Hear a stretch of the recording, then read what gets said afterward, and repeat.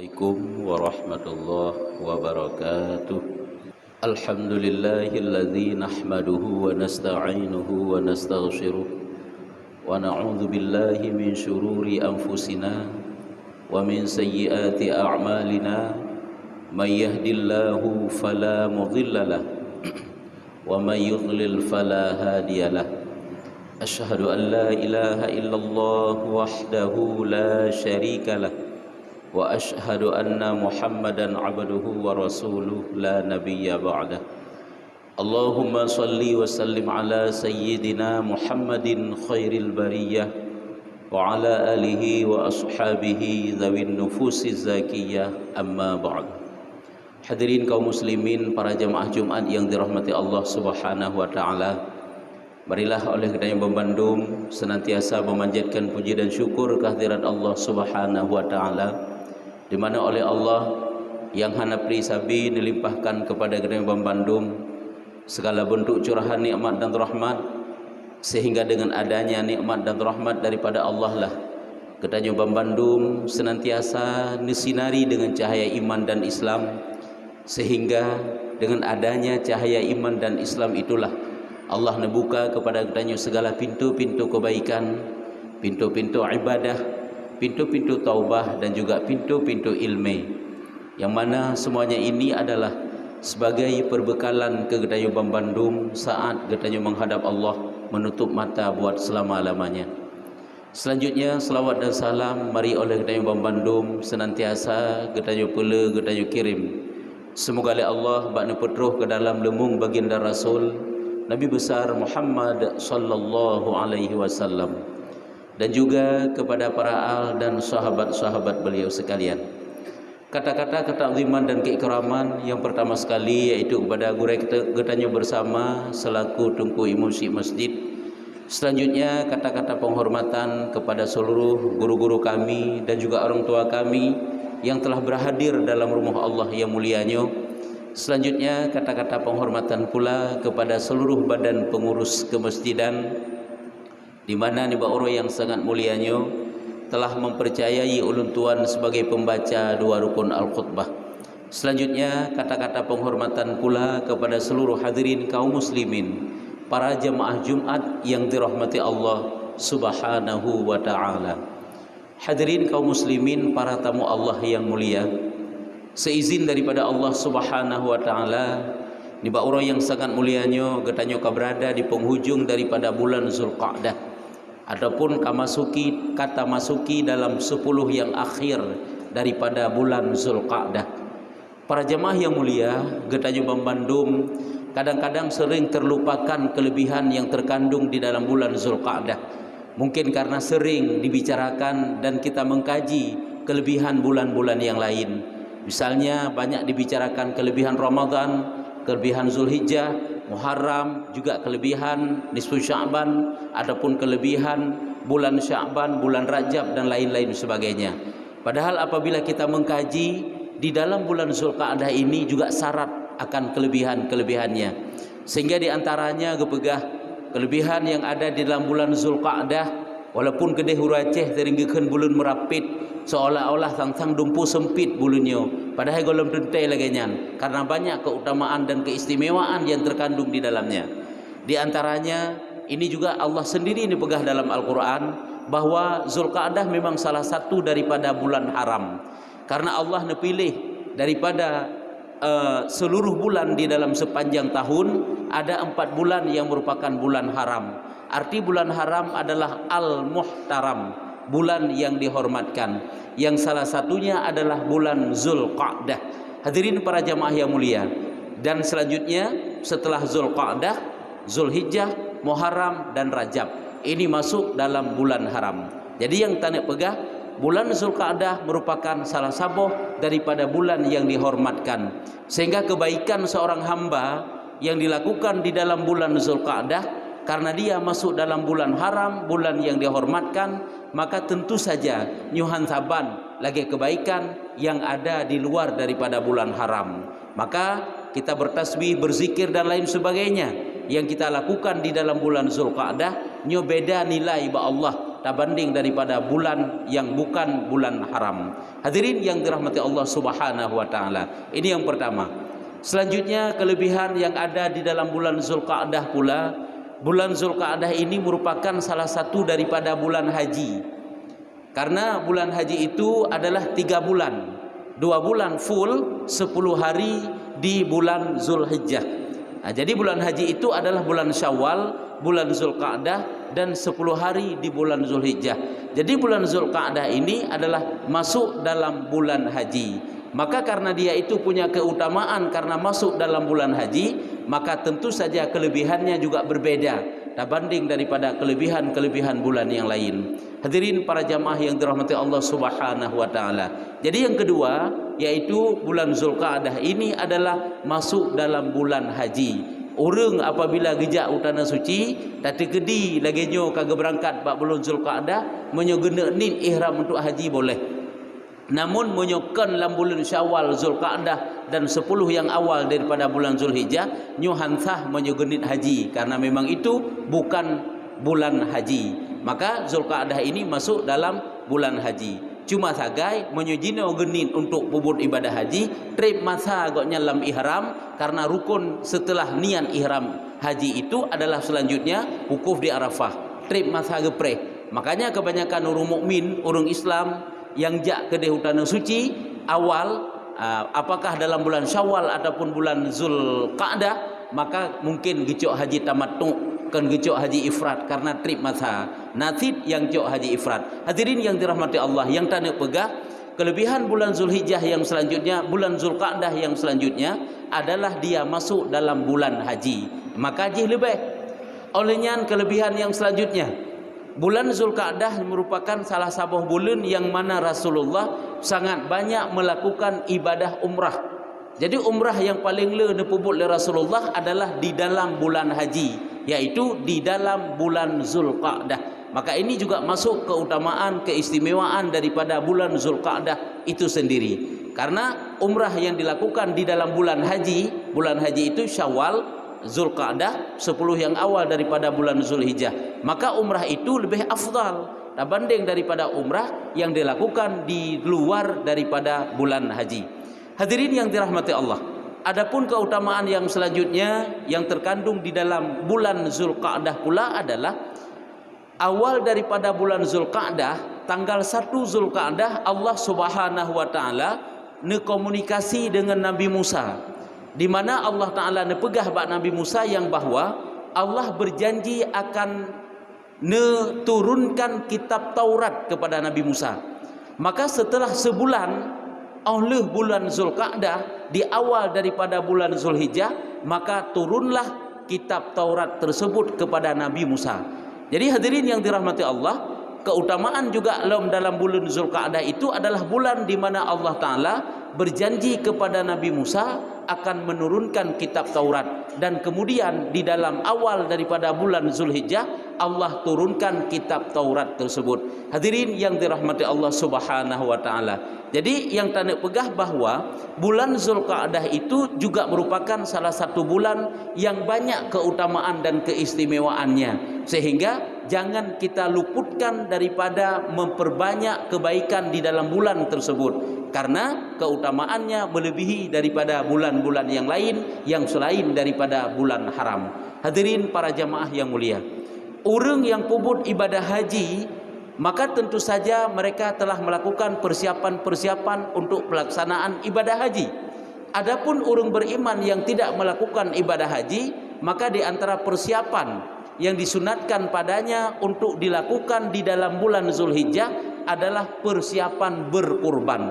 Para jamaah yang mulia, berkurban sebagaimana yang kita ketahui bersama, yang bahwa kurban ataupun udhiyah itu dituntut kepada manusia yang mampu, urung-urung yang mampu, tidak hanya seumur hidup sekali. Akan tetapi dengan berulang-ulang datangnya bulan Zulhijjah, 10 Zulhijjah, maka disunatkan untuk berkurban.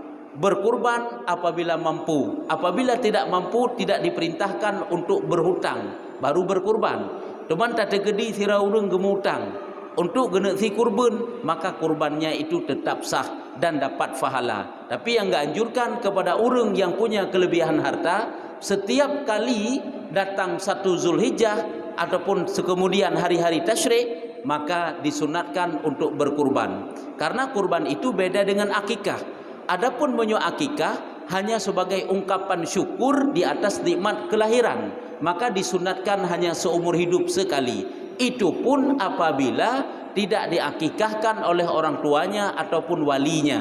Apabila telah diakikahkan oleh orang tuanya ataupun walinya, maka memada itulah akikah baginya. Adapun menyokurban, karena dia merupakan ungkapan syukur seorang hamba terhadap nikmat harta yang diberikan oleh Allah kepadanya, maka setiap kali datang bulan Zulhijjah dan dia mampu untuk mengorbankan seekor kambing sekurang-kurangnya, maka disunatkan apabila ada kelebihan di segi hartanya. Para jamaah yang dirahmati Allah Subhanahu wa taala, maka bukanlah seperti pemahaman segelintir manusia yang menganggap bahwa seolah-olah berkurban itu hanya seumur hidup sekali. Gedanyo kalau kita berkurban tahun awal ataupun pernah pada-pada tahun yang kau liket, padahal tahun ini juga mampu, maka gedanyo tidak berkurban. Padahal berkurban setiap tahunnya, kenlah berarti seumur hidup, seumur hidup 3. Karena mungkin gedanyo mandum-mandum tak maklumi yang bahwa kadang-kadang tapi kurban itu karena merupakan suatu balasan kenderaan kepada si pelakunya, kepada orang yang mengerjakannya, seolah-olah memada 3 seumur hidup. Padahal kita tidak memandang hana gedanyo kalen bahwa ada kelebihan yang lain ataupun hikmah lain yang terkandung daripada di dalam berkurban itu sendiri. Kurban pakan setiap 3 geyu, dikarenakan ada hikmah yang lain, yaitu sebagai tebusan dosa bagi orang yang mempunyai harta. Cara tebus dosa adalah dengan berkurban. Lagi setiap kali datang 1 Syawal, geyu tubuh gedanyonyo dengan mengeluarkan zakat fitrah. Adapun datang 10 Zulhijjah, geyu tebus tubuh badan gedanyonyo karena ana harta, yaitu dengan berkurban. Hadirin yang dirahmati Allah Subhanahu wa taala, memang hikmah salah satunya adalah Allah nebi kenderaan kegedanyo dengan berkurban, tetapi bukanlah berarti hanya seumur hidup sekali. Gedanyo menganggap seolah-olah menyola tak berkurban kala kenderaan teh tengah tanah itu akal gedanyo, yang padahal ikan balasan Allah lagi gedanyo fikir. Hadirin para jamaah yang mulia, ketahuilah yang bahwa di antara hikmah berkurban itu adalah sebagai tebusan dosa.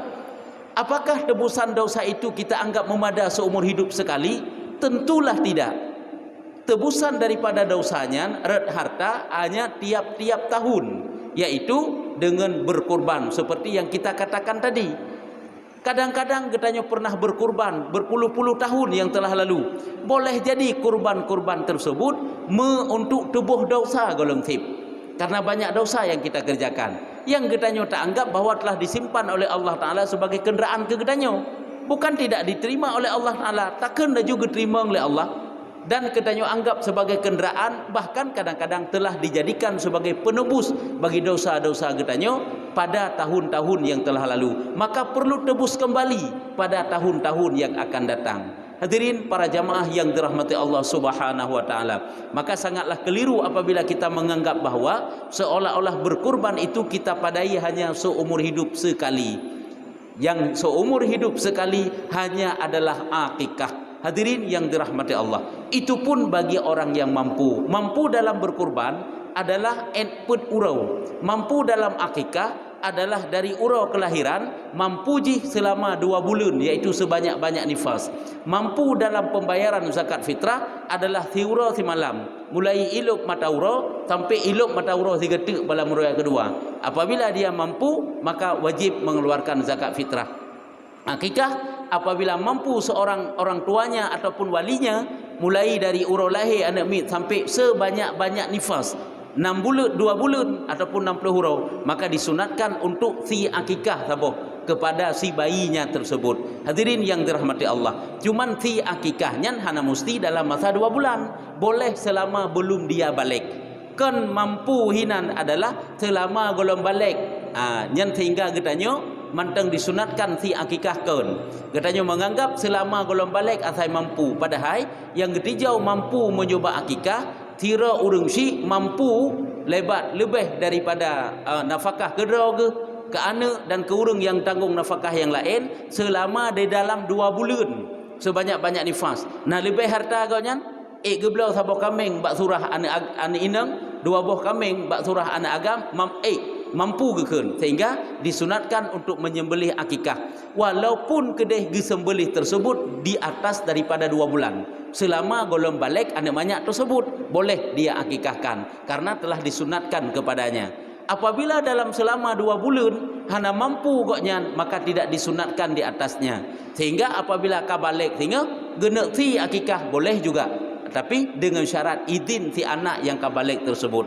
Adapun hadirin para jamaah yang mulia, mampu dalam hal berkorban itu selama 4 hari mulai 10 Zulhijjah dan 3 hari tasyrik kemudiannya. Getanya mampu untuk tak kurbankan lebih daripada kecukupan nafkah getanya, maka disunatkan untuk menyembelih satu binatang kurban. Karena lagi bunuh depegah keutamaannya adalah untuk penebus dosa getanya. Ini di antara hikmah-hikmahnya. Karena apabila tak tinjau banyak hikmahnya.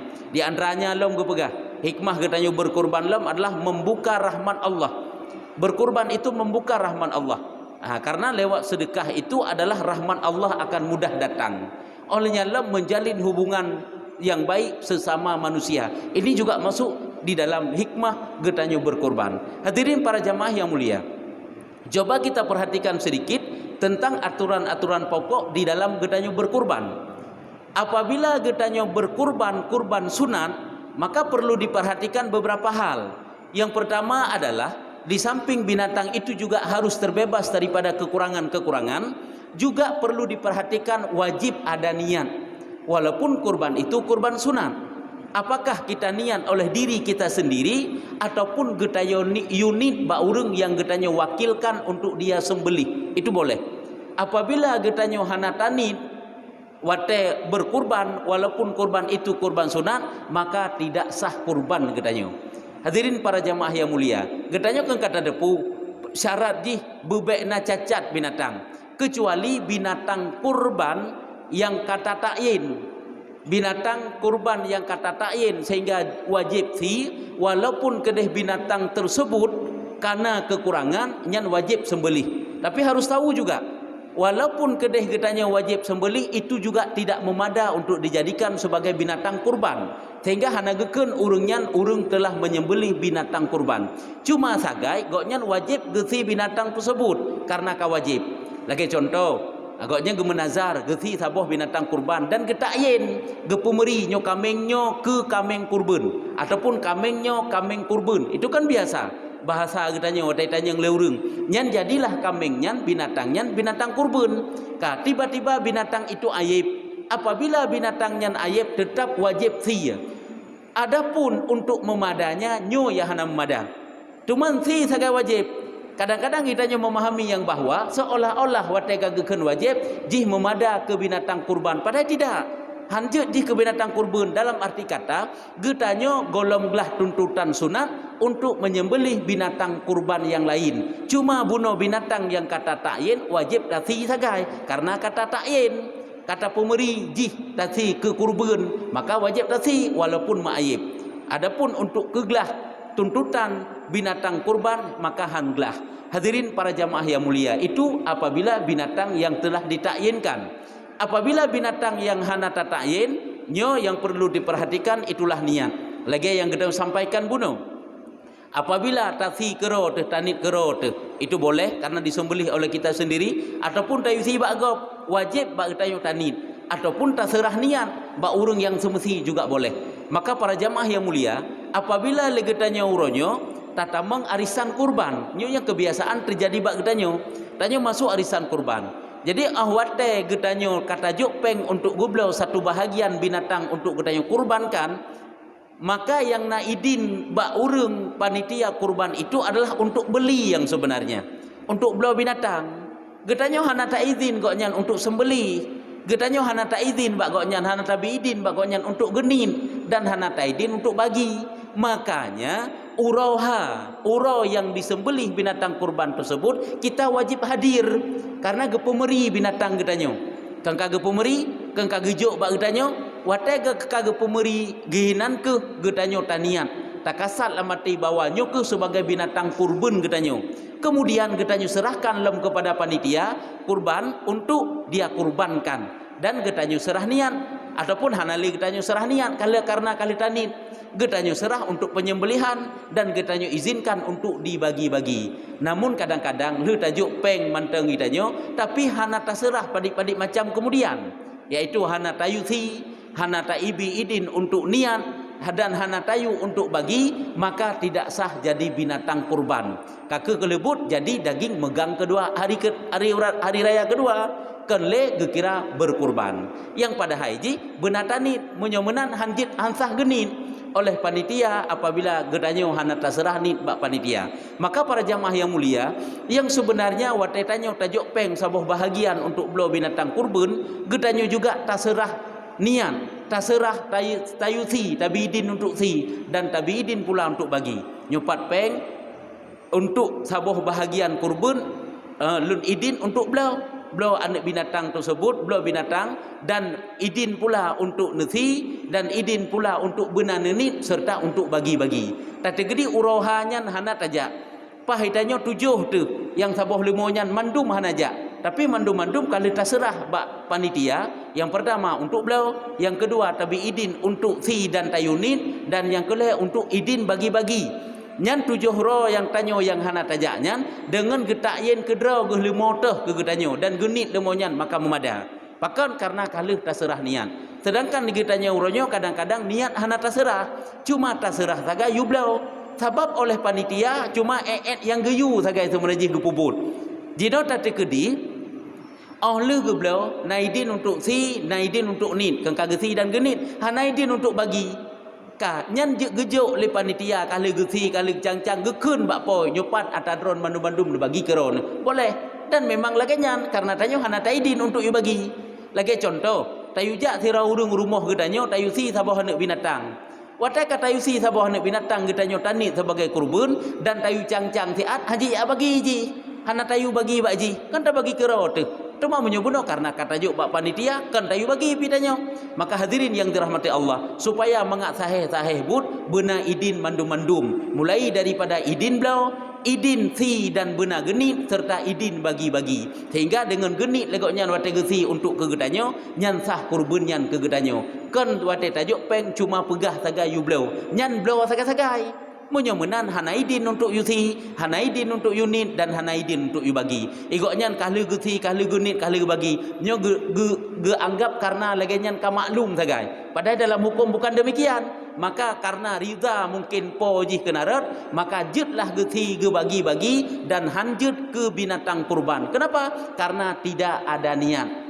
Gezan riza karena jit geyusi sagai, karena berlaku adat untuk si, pada kagejuk olehnya lom untuk bagi etnan sagai. Adapun nit hana iji ngan tazan nyobah tanit lagi tanyo menteng karena si tazan najui bahwa si ibi nit hanjut munyohana ge wakilah ataupun ge izin benar niat. Maka hadirin yang dirahmati Allah, poin ini harus kita sadari supaya kurban arisan getanyo sah jadi kurban. Olehnya lom apabila kurban getanyo kan kage pemeri kata jak uroha kage pemeri, watai kage pemerinya boleh jadi kurbannya jadi nazar kembali. Jadi nazar itu boleh jadi kurban itu kurban sunat. Lagi contoh, yang teh limodro ni, ya itanya leurung yang tanya, itanya kage ikat taboh limo untuk 7 hinan bak tiba bak kaya itu misalnya. Takkan ditanya nyokunyo kurban lung saboh bahagian, maka jadi nazar. Saban sik lagi tatayen bak saboh kameng buno, bak saboh binatang buno. Hadirin yang dirahmati Allah Subhanahu wa taala. Tapi apabila takun lagi tanyo, watai tanyang leuri yang tanyang, tah lemo drone, lemo kurban drone, hai rencana kamu yang nyo ke kurban kamu nya rencana, maka mantang tetap dia itu jadi kurban sunat. Maka hadirin yang dirahmati Allah, beberapa hal tersebut perlu diperhatikan karena ini adalah ibadah. Kurbannya adalah ibadah haji. Maka perlu bagi kitanya untuk ngak sah-sah ibadah tersebut didasari oleh ilmu agama yang mungkin hana dapat kita sampaikan panjang lebar hino, dan ini disampaikan oleh guru-guru di dalam pengajian-pengajian. Kita tanya bak gure-gure, bak urung-urung yang kamu form pakiban agar supaya kurban arisan sah je ke kurban ataupun kurban hidro je ke kurban, pakiban cara ji, pakiban ketentuan ji. Maka hadirin yang dirahmati Allah, sebenarnya tanya sebagai panitia pula, apabila hana ge pegah le urang yang setor peng arisan kurban, tak pegah le gedanya, tak le kaidin le gedanya. Kadang-kadang igotnya anggota arisan hana mufom, maka tak pegah le gedanya supaya mangat sahbut bahawa binatang itu menjadi binatang kurban. Menyokan menan kakak hansah ke binatang kurban. Kakak lagi tak pegah puno, daging megang sampai-sampai dan nyok lebut. Tip-tip ton sampai-sampai tasi kakak pada haikan juk ke kurban. Maka hadirin para jamaah yang mulia, mudah-mudahan hanya ini saja sebagai kajian ulangan bagi kita di dalam rangka menyambut 10 Zulhijjah, yaitu apabila kita mampu berkurban yang dengan kurban tersebut supaya jadi amal ibadah kita maka tidak lepas daripada tata cara berkurban yang telah digariskan oleh syariat getanyo, yaitu agama Islam, agama yang getanyo anut. Mudah-mudahan bermanfaat bagi getanyo Bang Bandung. Terima kasih atas segala kekurangan dan semoga saja Allah Subhanahu wa taala menerima segala amal ibadah getanyo, tapi gedi getanyo menghadap Allah membawa husnul khatimah dan mendapat pengampunan daripada Allah Subhanahu wa taala. Amin ya rabbal alamin.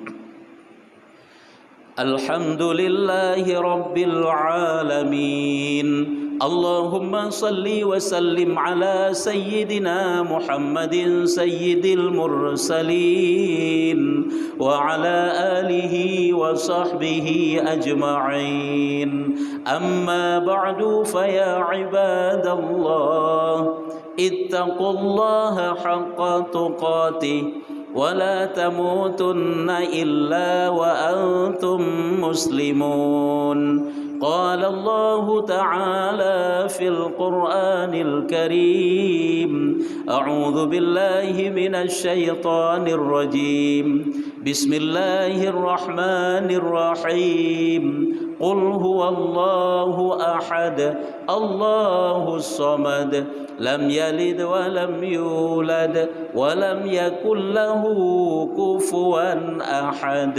بارك الله لي ولكم بالقرآن العظيم ونفعني وإياكم بما فيه من الآيات والذكر الحكيم وتقبل مني ومنكم تلاوته إنه هو السميع البصير.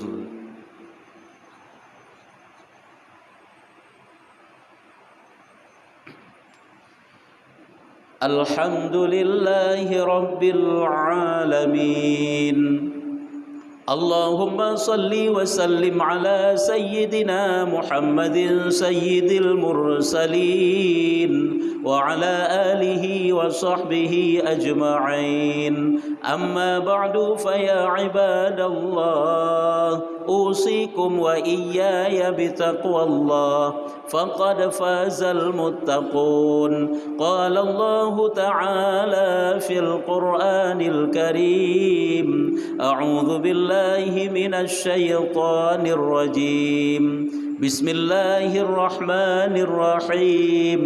إنا أعطيناك الكوثر فصل لربك وانحر إن شانئك هو الأبتر. اللهم اغفر لنا وللمسلمين والمسلمات والمؤمنين والمؤمنات الأحياء منهم والأموات وتابع بيننا وبينهم بالخيرات. رب اغفر وارحم وأنت خير الراحمين. ربنا آتنا في الدنيا حسنة وفي الآخرة حسنة وقنا عذاب النار ولذكر الله أكبر والله يعلم ما تصنعون.